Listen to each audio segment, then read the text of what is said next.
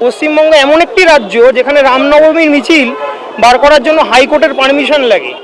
এটা ওনাদের ধর্মে হয়তো কোথাও শেখানো আছে, কারণ উনি মমতা ব্যানার্জির বাড়িতে ঢিল বেঁধেছিলেন, এই কথা মমতা ব্যানার্জি বলেছিলেন, অন্য কোনো দলের কেউ বলেনি। আর এইটা হচ্ছে কি, মানে এই ধরুন শাহজাহানকে বাঁচাতে মামলা চলে আমাদের ট্যাক্সের টাকায়, কিন্তু সেইখানেই আমাদের হিন্দুদের জন্য কটা প্রকল্প সেইভাবে মমতা ব্যানার্জি করেছেন, ইমামরা ভাতা পাচ্ছে। উনার সম্প্রদায়কে নিয়ে উনি হাজার একটা ভালো কথা বলুক, আমাদের কোনো আপত্তি নেই, কিন্তু এই কথাটা আমরা কখনোই প্রতিবাদ না করে থাকতে পারছি না। তাহলে রামকৃষ্ণ পরমহংসদেব বড় দুর্ভাগ্য নিয়ে জন্মেছিলেন, স্বামী বিবেকানন্দ বড় দুর্ভাগ্য নিয়ে জন্মেছিলেন যদি উনি এই কথাই বলেন। ওনার মায়ের নাম মনিকা মুখোপাধ্যায় আমার যতটুকু জানা।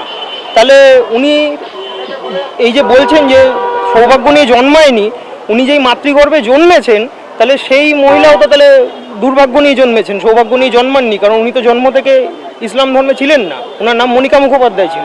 এবার এই প্রসঙ্গে তো বলতে গেলে অনেক কিছু বলে ফেলতে হবে, কারণ আমাদের পশ্চিমবাংলা এখন একটা গ্রেটার বাংলাদেশ বা গ্রেটার পাকিস্তান হওয়ার দিকে এগিয়ে চলেছে।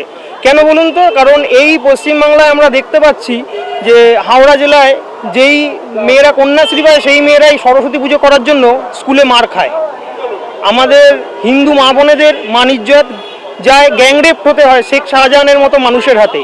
পশ্চিমবঙ্গ এমন একটি রাজ্য যেখানে রামনবমীর মিছিল বার করার জন্য হাইকোর্টের পারমিশন লাগে।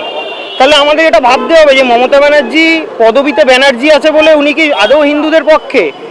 এবার উনি তো মানে জাস্ট ওই ভোট ব্যাংকের জন্য রাজনীতিটা করছেন বলে আমার ধারণা। এটা দেখুন, একের পর এক সন্ন্যাসীরা এগিয়ে আসছেন, অম্বিকানন্দ মহারাজের ডাকে আজকে এখানে আসা, এবং তিনি সত্যি আমার মনে হয় মানে অ্যাটলিস্ট আমরা তপনবাবুর পরে আবার কোনো একজন মানুষকে এমনভাবে পেলাম যিনি বাংলার হিন্দুদের কথা ভাবছেন, বাংলার হিন্দুদের জন্য লড়ছেন। উনি আমাদের হিন্দুদের প্রাণপুরুষ, ওনাকে আমি বলতে চাই।